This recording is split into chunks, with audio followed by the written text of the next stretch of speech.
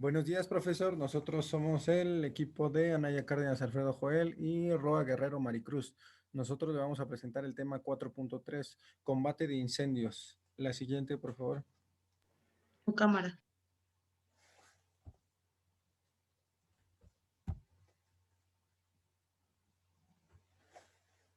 Bueno, dentro de la introducción les vamos a presentar lo que es una lucha contra el fuego adquirido en proporciones de una verdadera ciencia, que comprende la química, la física, la hidráulica y la mecánica y la electricidad. ¿Esto para qué? Para sofocarlos de la mejor manera y lo más rápido posible, para evitar que el incendio produzca o para extinguir o controlarlo. Poseen conocimientos básicos acerca de las condiciones que producen los incendios. Con esto se realiza un estudio y se buscan los mejores materiales que sofoquen cada uno de los tipos de incendio, ya que como sabemos hay 5 tipos de incendios diferentes y cada uno se sofoca de diferente manera. La siguiente, por favor. Bueno, ¿cuáles son los objetivos? Identificar las diferentes fases del fuego, conocer las formas en que se produce el fuego, conocer las medidas de seguridad en caso de incendio y las medidas de prevención, así como identificar los extintores y como su uso y manejo. La siguiente, por favor. Bueno, dentro del combate de incendios es un conjunto de maniobras desinstaladas para extinguir cualquier incendio con la finalidad de conservar vidas humanas y recursos humanos. Consiste en detener, contener el avance de las llamas en circunstancias rodeando el fuego con una línea de control para que no siga propagándose. Esto nos quiere decir que cuando nosotros tenemos lo que es el incendio, lo que son las llamas, lo que ya está prendido, es muy difícil apagarlo. Entonces lo que se trata es de hacer un cerco o de sofocarlo en ese mismo espacio del que ya tiene tomado el fuego. Es muy difícil apagar el que ya está. Lo que sí es contenerlo y no darle más combustible o aire. La siguiente, por favor. Bueno, en los conceptos tenemos que todos estos derivan de lo que es la norma NOM 02 STPS, en las cuales es las condiciones de seguridad y protección contra incendios en los centros de trabajo. En esto nos da las definiciones desde fuego, llamas, humo, cenizas, los tipos de las clasificaciones de fuego, que son 5 tipos, cómo empieza el fuego incipiente. Después de esto sale la definición de incendio sin control, en el cual ya es pues un fuego y no hay ningún tipo de control y está agarrando todo lo que esté a su paso.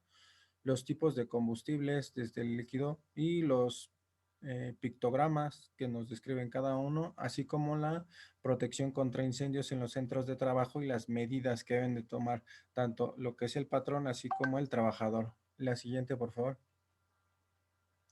Ahora vienen lo que son las principales causas de incendio: cortocircuitos, fricción, chispas mecánicas, cigarros y fósforos, líquidos inflamables, falta de orden y aseo, llamas abiertas, cortes y soldaduras, sobrecalentamiento de superficies o materiales y otros. La más común es un cortocircuito y lo que es la fricción. La siguiente, por favor.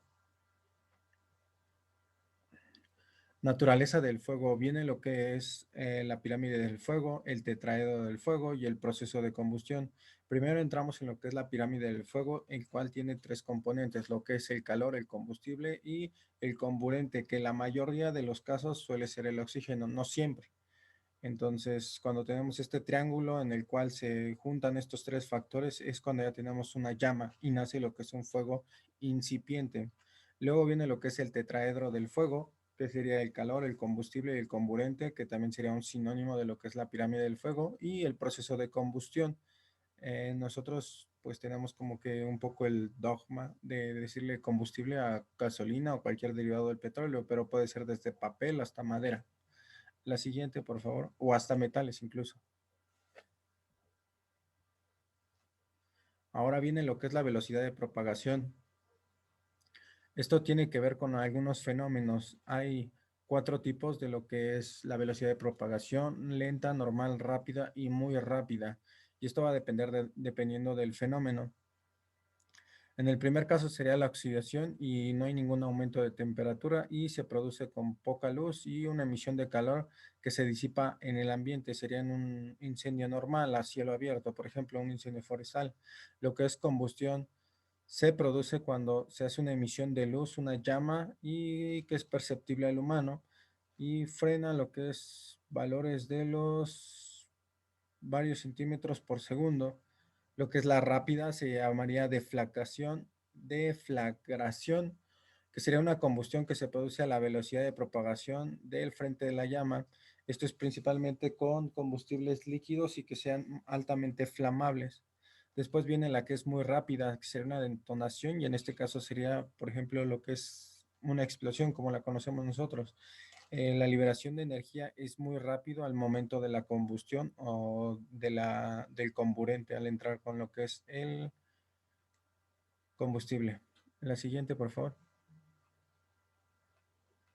Ahora viene lo que es la combustión. El comburente es normalmente el oxígeno, el aire o la importante de este elemento. Cabe recordar que en el aire tenemos lo que es oxígeno y lo que es nitrógeno, 79%, 21% por ahí. Entonces ahí viene lo que es una descripción de el punto de inflamación, las temperaturas de ignición, el punto de autoinflamación, los límites de inflamabilidad, energía mínima de activación y lo que es el tamaño. Por ejemplo, lo que son los aceites que utilizamos en la cocina, los equipos de cocción solamente llegan a 190 grados. ¿Por qué?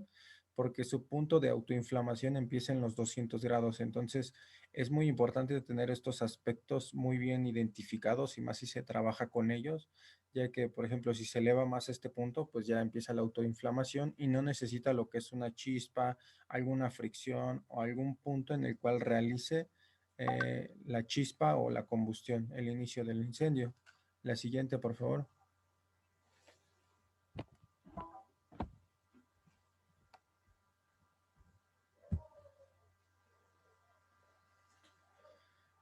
Productos de la combustión. Bueno, vienen lo que son las características del humo y de lo que son los gases tóxicos. Lo que es el humo está formado por diminutas partículas sólidas, las cuales se desprenden de lo que son las brasas o el fuego. Luego viene lo que son los gases tóxicos que desprenden de las reacciones que se generan al realizarse la combustión, principalmente lo que es el monóxido de carbono y el dióxido de carbono, los cuales pueden envenenar al cuerpo. La siguiente, por favor. Bueno, vienen lo que son las fases del fuego, que es incipiente o conato cuando es un 24%, lo que es una declarado o libre, que ya sería un incendio como tal, que sería un 25%, y resoldos o brasas cuando es un 26%. La siguiente, por favor. Tipos de fuego por combustible. Vienen los tipos de combustibles que serían gases líquidos y sólidos. Estos ya se desprenden un poco más en las 5 características de los fuegos que vienen en la NOM 02, y lo que son los gases son los más peligrosos y los más volátiles. Los líquidos también son peligrosos, ya que principalmente al producirse derrames es muy fácil que se haga alguna chispa. Luego vienen lo que son los sólidos, son un poco más peligrosos, ya que por ejemplo pueden ser metales o algún tipo de grasas y tienden a ser explosiones violentas. La siguiente, por favor. Luego viene la clasificación del fuego A, B, C, D y K. Pues como ya lo hemos visto, A es sólidos, bueno, algunos materiales madera, lo que es el B combustibles, el C viene de lo que son cortocircuitos o eléctricos, el D es de metales y el K es de grasas y todo lo que se utiliza en la cocina principalmente. La siguiente, por favor. Ahora vienen métodos de propagación. El primero es por contacto directo, de que esté en contacto con la llama y se vuelve más incendio. Por conducción, en la que el calor prende en otras fases o alcanza a otros, no sé, combustibles cercanos o posibles combustibles y se incendia.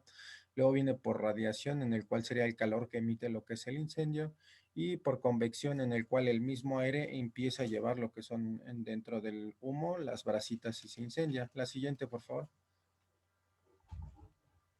Ahora vienen las medidas de seguridad en caso de incendio, serían equipos de protección personal. Esto se describe principalmente en la NOM 017, que serían, por ejemplo, botas, chaquetón, cascos, guantes, protección facial y equipo respiratorio, todo especialmente para incendios. A continuación, mi compañera Roa. Una vez que conocemos toda la teoría antes antes para saber qué es el fuego, tenemos que hacernos la pregunta, ¿qué hacer en un incendio? Porque ya está el conocimiento previo, pero ¿qué vamos a hacer? Cuando se presenta una emergencia, lo primero que tenemos que hacer es la detección. Y esta detección, ya sea humana o automática, vamos a verla, ¿no? Si es humana, tenemos que activar el pulsador de incendios y avisarle al jefe y al equipo de intervención. Una vez que se avisa al equipo de intervención, estos acuden al punto de emergencia y determinan si es una emergencia real, si de verdad hay fuego. Ya una vez que se determina que la emergencia es real, se lleva el proceso de valoración de la emergencia. Entonces, con la tabla de clasificación del fuego, esa es la valoración de la emergencia. ¿Qué tipo de fuego es? ¿Cuál es el combustible? ¿Y qué son las variables que están involucradas? ¿Para qué? Para poder tomar medidas. Ya que está valorada la emergencia, vamos a ver si es de pequeña o de gran magnitud. Si es pequeña, se intenta extinguir el fuego. ¿Con qué? Con los extintores que estén cerca o que estén a la mano, ya que para poder poner extintores se hace un proceso de identificación de todas las áreas y evalúan para ver cuál es su grado de poder presentar un incendio. Y así de esta manera, dependiendo del tipo de materiales que estén en esa área, se va a poner un extintor en específico y se va a poder utilizar para extinguir el fuego. Una vez que se utiliza el extintor, se determina si se extingue el fuego. Si es el fin de la emergencia. Si no, se ordena la evacuación y se llama a los bomberos. De la misma forma, si el fuego es de gran magnitud, se ordena la evacuación inmediatamente, se llama a los bomberos. Ese es como los pasos y la secuencia que se debe de tener en general de qué hacer en un incendio. Para después, ¿cómo puedes auxiliar a una víctima de las llamas? Pues debes de evitar que corra y si hace esto se avivarán las llamas. Y como digamos que primeros auxilios es proteger, avisar, socorrer y reconocer los signos vitales de la persona. Si no sabes nada de primeros auxilios o de cómo verificar estas variables de los signos vitales, pues lo más importante es no trasladarlo, sino atenderlo. Y ese va a ser como que el punto clave para poder auxiliar a una persona que esté siendo víctima de una emergencia de este caso.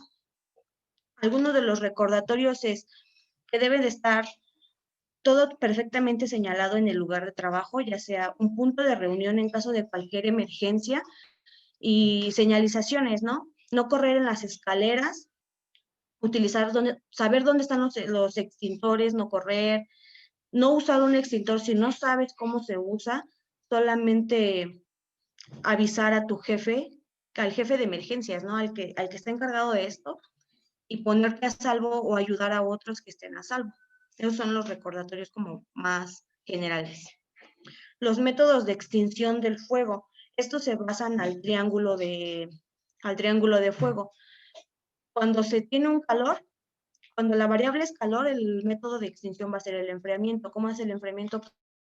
Con agua, que es como lo más básico. Pero para esto tenemos que tener en cuenta otras variables, pero es como en términos generales para este momento. Si el combustible es la forma en la que yo quiero atacar el fuego va a ser una separación. ¿Qué quiere decir? Retirar cualquier tipo de combustible que esté alrededor para que las llamas no lo alcancen y evitar esta propagación en cadena o reacción en cadena. Si queremos atacarlo por el oxígeno, va a ser sofocación. ¿Qué quiere decir? Como el oxígeno es el comburente y es el que permite esta reacción que es la combustión, pues se hace una sofocación, que es disminuir el oxígeno del área. Esos son básicamente los métodos. Y el de inhibición, ¿qué quiere decir? Que mediante un proceso químico, vas a revertir o retardar la reacción del fuego. ¿Qué tipo de agentes extinguidores tenemos? Se dividen en dos tipos, en extinción física y en extinción química. La extinción física es como lo había mencionado anteriormente, la temperatura por enfriamiento, la separación del combustible o la sofocación, que es retirar el oxígeno del área donde están las llamas. La extinción química ya se usan los químicos como los polvos, agentes halogenados, y esas combinaciones, ¿para qué? Para retardar el fuego, la reacción en cadena químicamente. Los agentes extinguidores y su clase de fuego. Bueno, pues los principales o los más comunes son agua, espumas, polvo químico, nieve carbónica, halogenados y el anhídrido carbónico. Para este caso, por ejemplo, tenemos la clase de fuegos A, B, C, D y K. El A es para combustibles orgánicos, los materiales orgánicos. El B es para líquidos, gases y sólidos, que son gasolinas, aceites, entre otros. La C se producen por corriente eléctrica. Y la D son son metales combustibles como el magnesio, el sodio, el circonio, el litio y el potasio. Y la K son los agentes combustibles de aceite.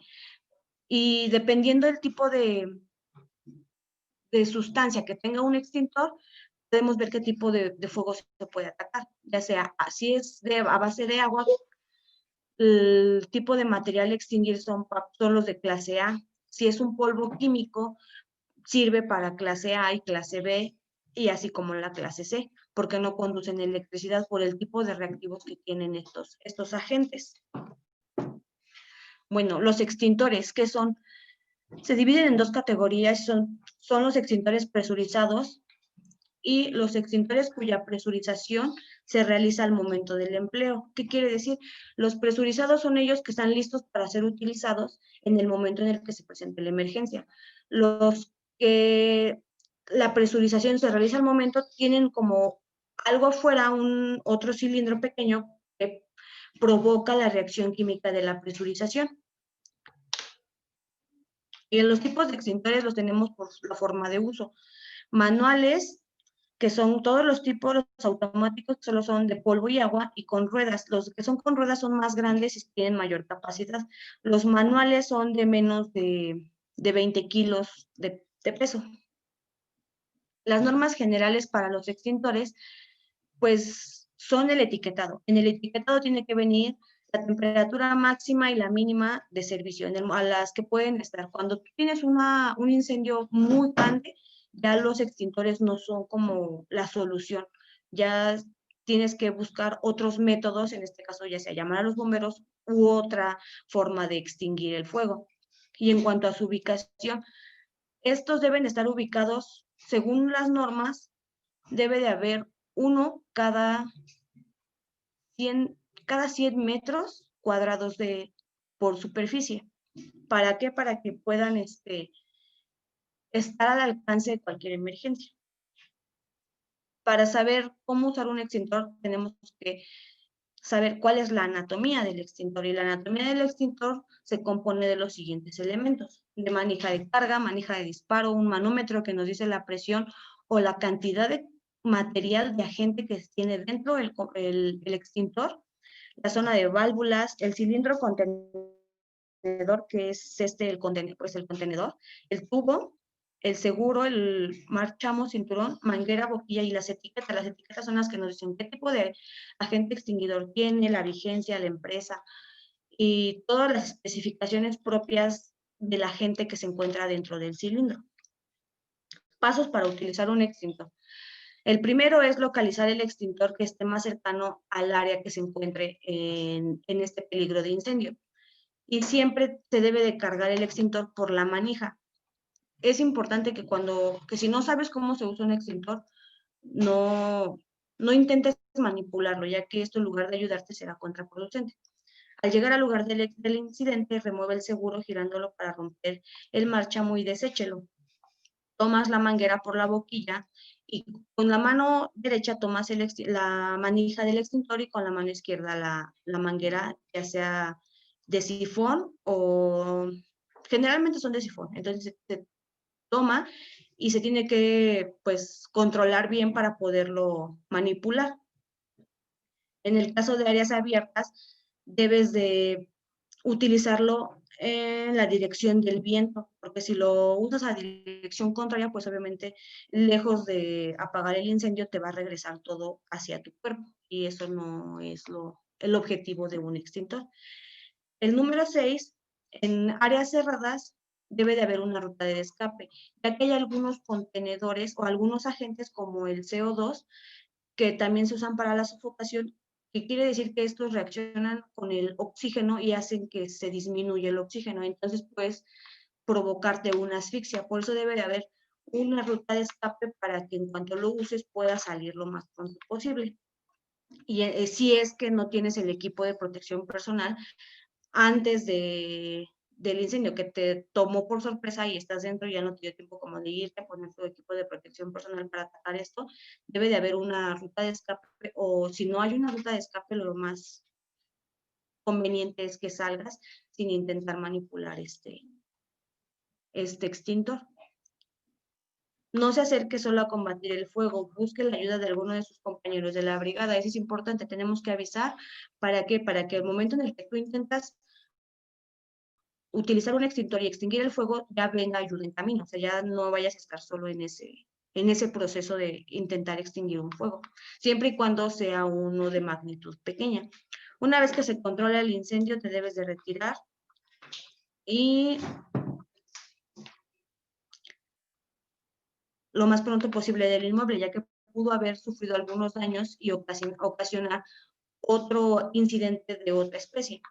Cuando se haya determinado el contenido del extintor, recuéstelo alejado del incendio como señal de que ha sido utilizado. Y recuerden no utilizar extintores de CO2 en áreas abiertas, ya que es lo que les decía, como ocupan el oxígeno para poder hacer la sofocación del incendio, pues ya no sería como muy producente que se utilice en áreas abiertas. Red de agua contra incendios, este es otro tipo de extintor.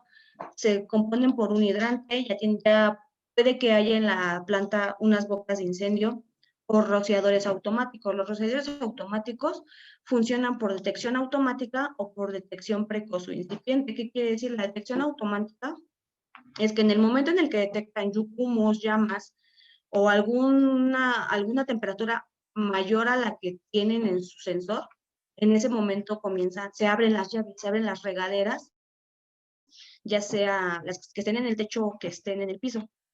La detección precoz o incipiente quiere decir que es cuando el fuego apenas está empezando, en cuanto se sienta los sensores detecten la menor temperatura y haya el menor indicio de humos, estos se van a activar.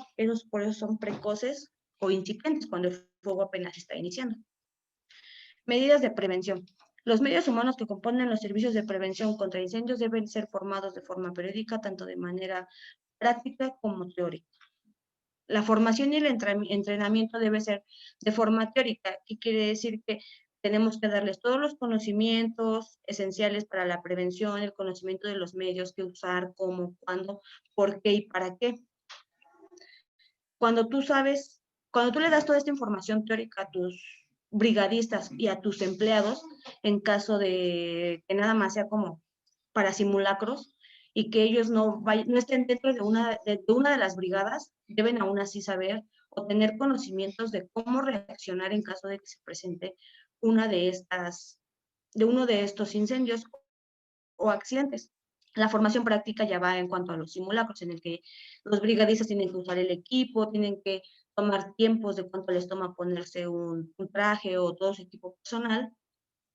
¿Para qué? Para realizarlo y hacerlo más ágil cada vez, y todo el tiempo se deben de tomar, todas las veces que se lleve a cabo estos simulacros se deben de tomar tiempos. ¿Para qué?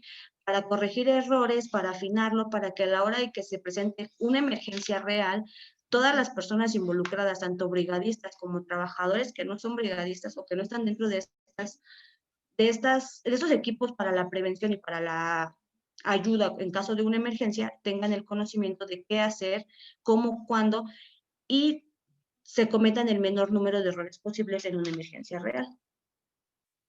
Las medidas de prevención, después de la formación práctica y teórica, ya viene el control. y esto se mide con la eficiencia a la hora de una emergencia. Cuando tú ya tienes una emergencia, igual tienes que documentar todo esto. ¿Para qué? Para saber en qué te falló, qué sí estuvo bien, qué le falta, qué fue lo que sucedió, qué fue el factor que a lo mejor no llegó o no permitió que tus brigadistas cumplieran, o si sí cumplieron, cuáles fueron esas variables. Entonces, de esta manera, al documentar todos estos hechos, pues ya podemos mejorar el programa que tengamos dispuesto para en caso de este tipo de emergencias. Los aspectos legales tenemos que estar el Reglamento Federal de Seguridad y Salud en el Trabajo, que son los que se encargan de regular todas estas actividades, ¿no? En el que te dicen que toda empresa debe tener un programa de protección civil. ¿Para qué? ¿Para qué hacer en cualquier tipo de emergencia? De esta índole, incendios, sismos, entre otros, y la seguridad del trabajo y previsión social, que es la encargada de la actuación de las brigadas contra incendio en este campo a través de la norma oficial, la NOM 002 STPS 2010, prevención y protección contra incendios en los centros de trabajo, y nos presenta cómo se debe de cumplir toda esta normatividad, cómo debemos de tener todos los lineamientos, señalizaciones, equipo de protección, son las que se encargan de vigilar que todo esto se lleve y se cuente con ello en los lugares de trabajo. Como conclusión, tenemos en cuenta que todas las edificaciones, según las normas STPS, deben de reunir características especiales. ¿Para qué? Para salvaguardar la vida de los trabajadores. Deben de contar con rutas de evacuación, debe estar establecido cuáles son las rutas de evacuación, todos los trabajadores deben tener conocimiento de la magnitud de uno de estos accidentes, ¿no? ¿Para qué? Para que en el caso de que se encuentren en una emergencia de este tipo, ellos puedan actuar de la mejor forma posible y ayudar, no solo salvaguardar su vida, sino también ayudar a otros a que estén bien o que salgan de la mejor forma posible de alguna de estas emergencias. Eso es todo por nuestra parte. Gracias.